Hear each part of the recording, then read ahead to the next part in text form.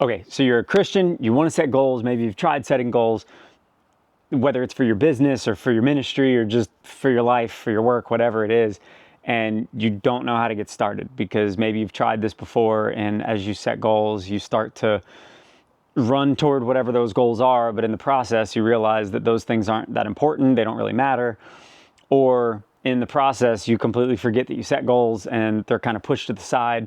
And this isn't just common for people that have just started setting goals. This is common for people that have ran businesses for years. This is common for people that achieve at a high level. But there is this scripture in Proverbs that says, desire without knowledge is not good. How much more will hasty feet miss the way?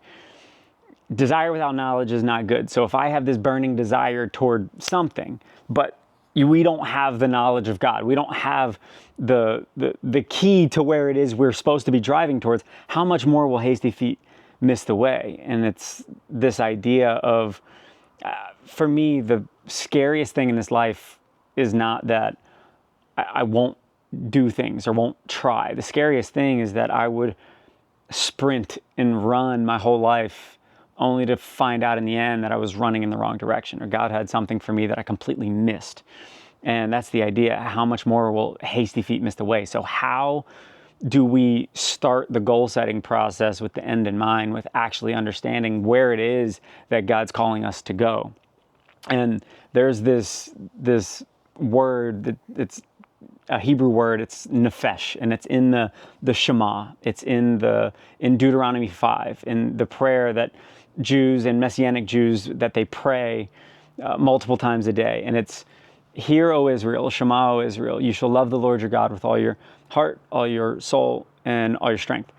But the word soul is this word nefesh. And nefesh isn't just, we see soul as like this exterior thing, like this ghost-like quality that's like maybe the essence of who we are, and it's separate from our body, it's separate from us. But this word nefesh that we've translated to soul in most translations, is the word soul is insufficient for the way that we understand soul, because nefesh was your entire being. It was your body, it was your soul. So at the beginning of the goal setting process, what's the most important is not just thinking, this is the place that I want to go. It's understanding this is who I was designed to be. And it's aligning my entire being up and my design with what God's had me do here on this earth, what God would have me do here on this earth. And in Galatians 1, verse 15, Paul says, but when God, who set me apart from birth and called me by his grace,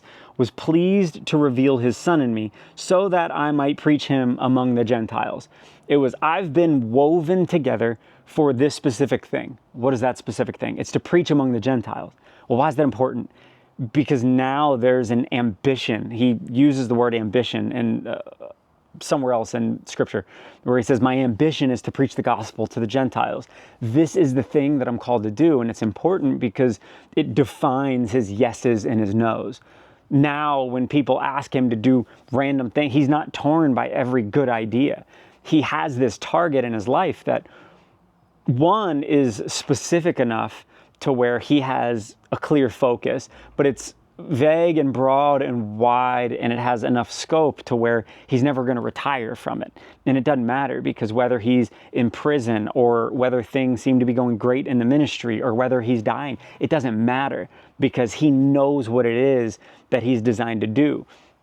So the question is, how were you woven? How were you designed? And how do you figure that out? And that is the beginning of the goal setting process. And Paul starts to allude to it as he continues on.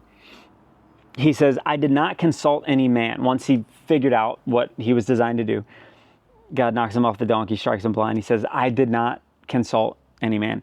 He said, nor did I go up to Jerusalem to see those who were apostles before I was, but I went immediately to Arabia and then later returned to Damascus. Arabia, the zone Arabia was in, the boundary lines that Arabia was in, within it held Mount Sinai. Mount Sinai is where Moses heard from God. Mount Sinai is where the prophets, where Elijah heard from God. He went immediately not to other people for their opinions, because that's what happens.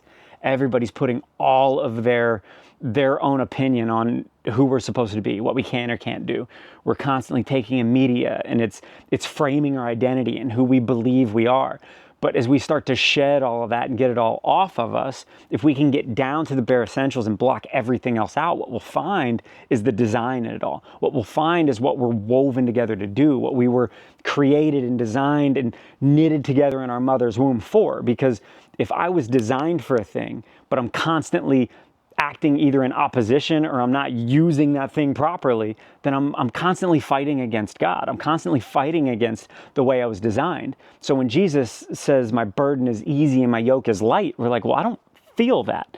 And when he talks about fruits of the Spirit, when Paul's writing about fruits of the Spirit and talks about joy and love and peace and kindness and gentleness and self-control, we're like, I don't feel that. I don't experience it.